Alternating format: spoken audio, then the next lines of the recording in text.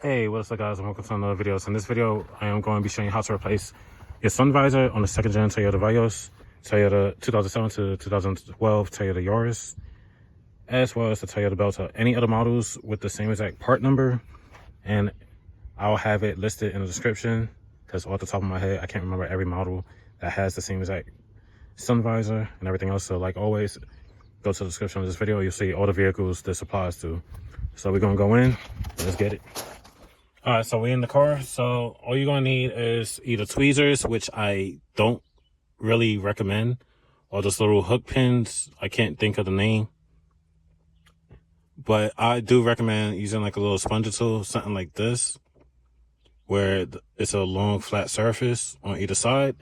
And that's so you can dig underneath here and safely pull back these tabs that hold this cover in place. The other option is using tweezers or the little pick or whatever with the little hook at the end, and reach in here and pull the tab outwards. But doing that, you at a very high risk of damaging your roof right here.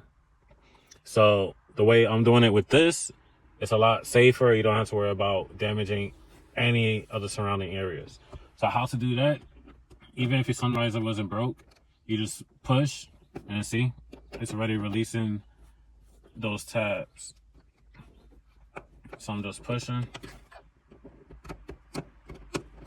Oh, the whole thing's coming off. And that easily took it out, and I didn't damage any of the surrounding area.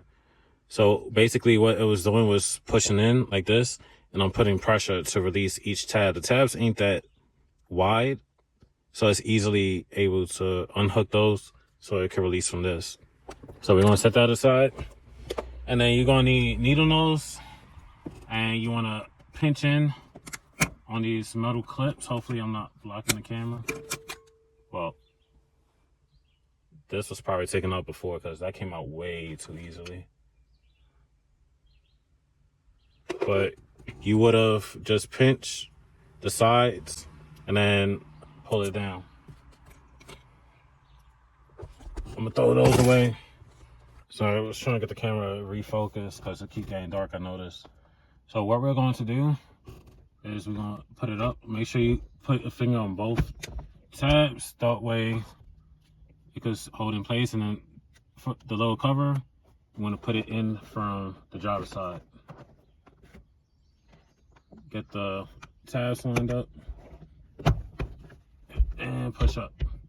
So now it's locked into place. And then I'm gonna show you what I mean. Oops.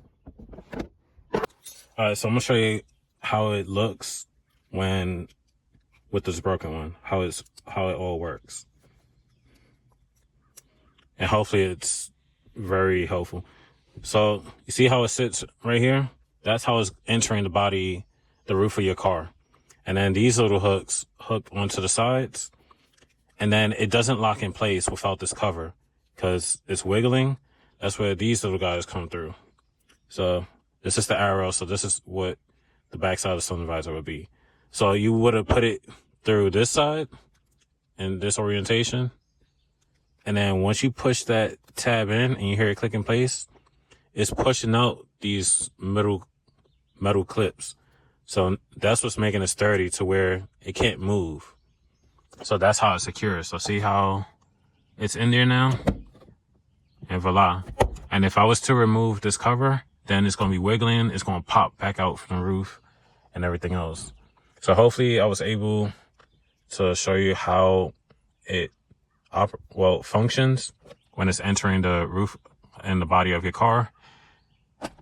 And hopefully that was helpful. That's the best way I could describe it to you guys. If you had to replace it, you probably know what I'm talking about once it comes to this. Without this little cover, it'll keep popping out. You start getting frustrated. That's why I said just put in the sun visor, as I told you, and then put this little cover to lock it and secure it into the roof of your car. So I'm gonna get some cleaner. I'm gonna clean this up. It'll look horrible. So that's it for this video. Like, comment, subscribe. I'll see you in the next one. Peace.